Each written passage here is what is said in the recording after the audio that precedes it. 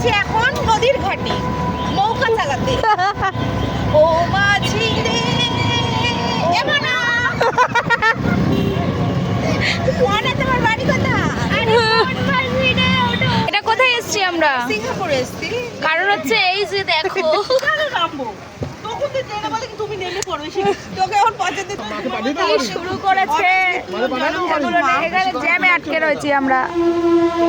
এই যে জ্যাম, বেবর ডিমান্ডে এখন গান চালানো হয়েছে।